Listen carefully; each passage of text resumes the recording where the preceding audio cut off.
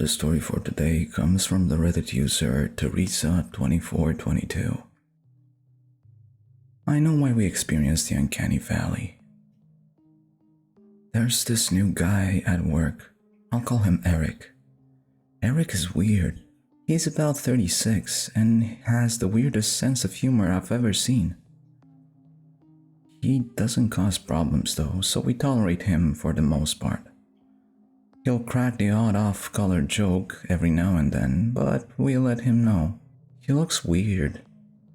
Can't really pin my finger onto why, but something about his face is just unsettling. He was wearing tinted lenses, so I couldn't really make out his eye color either.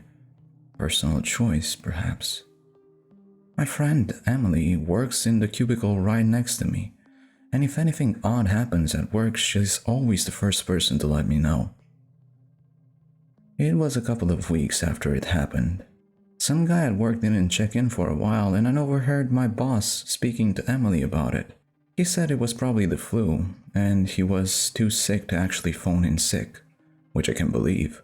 Since last time I had the flu, I was bedridden for almost 2 weeks in what I could only describe as a combination of a semi-coma and fever dreams. We figured to wait it out for a couple of days. Our boss says he'll give it a couple of days, and if the guy doesn't phone in, he'll try to contact him and his family to see if anything happened. Meanwhile, Eric's behavior started getting more weird. I went downstairs to get to the vending machine, and Eric was there too. As I was getting my food, Eric just stood there staring at me. I noticed he wasn't moving at all, and he wasn't wearing his glasses either. Immediately the hairs on my arm stood up. I noticed the whites of his eyes weren't white. They were this odd juxtaposition of sky blue and gray. Even without his glasses being there, his face was just uncanny. The best way I could describe it, it is like an unnatural, symmetrical, doll-like. But it was worse than that. He then slowly started to smile. And after a few seconds, he was smiling ear to ear. Before he smiled, his mouth looked a little too small for his face, but now it was unnaturally wide.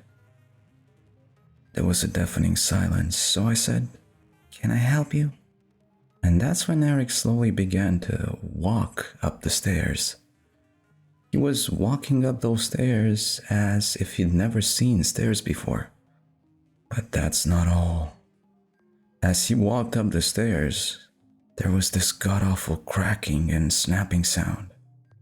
Like a branch snapping each time the sound could be heard, he stumbled for a split second. It was almost like walking up the stairs was hurting him. I didn't mention this to my boss because earlier that morning the ventilation system stopped working and was dripping a foul-smelling liquid. Our boss said he'll get it fixed the next day. One of the vent hole's covers was probably broken off. I could have sworn I passed that vent hole a few days ago and it was fine. "Probably a rat got stuck in there," my boss said. Eric didn't turn up for work the next day. I told Emily about Eric. She laughed and said, "Thank God. That guy sounds like a weirdo." Work was fine, and I'd largely forgotten about Eric by this time. When we turned up for work the next morning, our boss said the vents are fine and aren't dripping liquid anymore. "Probably a malfunction that sorted itself out," he said. I went to Eric's cubicle to ask him why he didn't come to work yesterday. When I said hi, before asking him, he jumped. Then he began looking around as if he was confused. "I was sick," he said. I noticed a jar of some sort which looked like it had meat in it. It almost looked like pulled pork, but it was in a jar. The jar had a label with the word Negalilok on it. I said, "Is that your lunch?" He paused for a couple of seconds before flatly saying, "Yeah."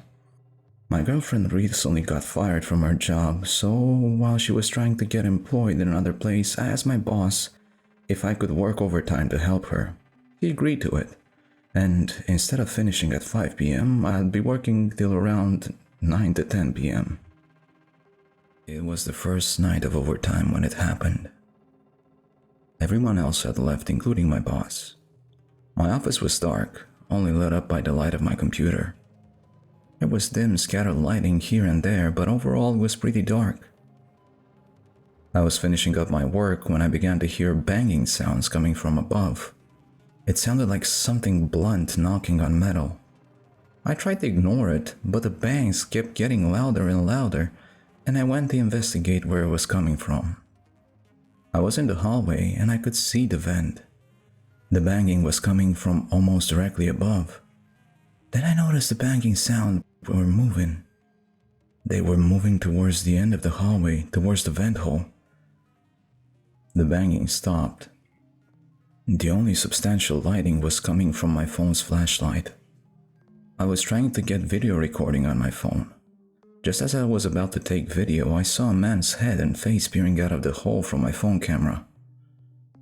I was frozen in fear. It was him. It was Eric. He was just glaring at me with a blank expression followed by the same damn ear-to-ear smile. My fear turned into amusement as I realized he must have been stuck in the vent. I laughed at him. "Okay, buddy, you scared me. But now you're stuck, and I'm gonna have to get someone to get you out." Eric froze still for a second again.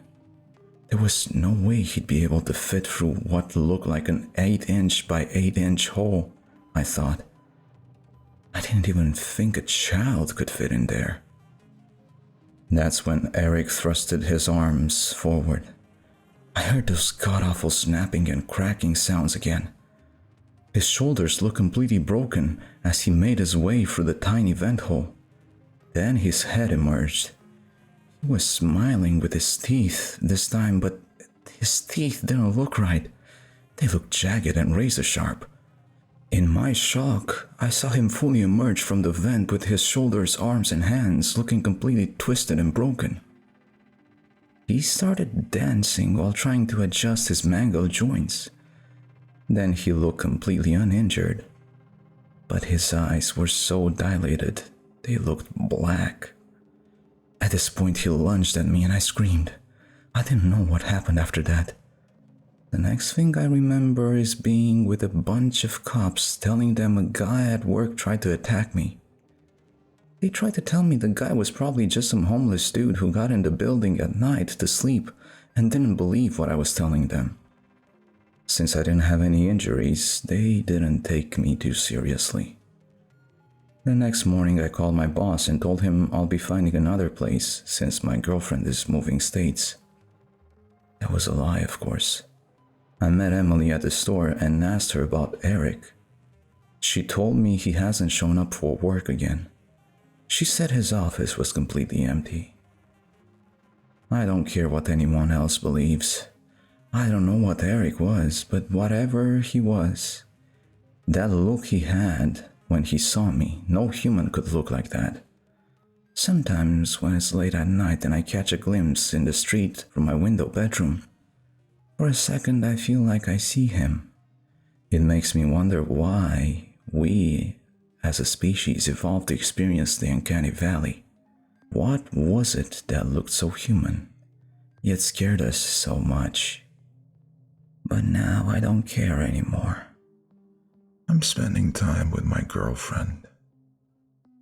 And I'm feeling kind of hungry. The end. This has been Grey Stories. I hoped you liked them. Good night.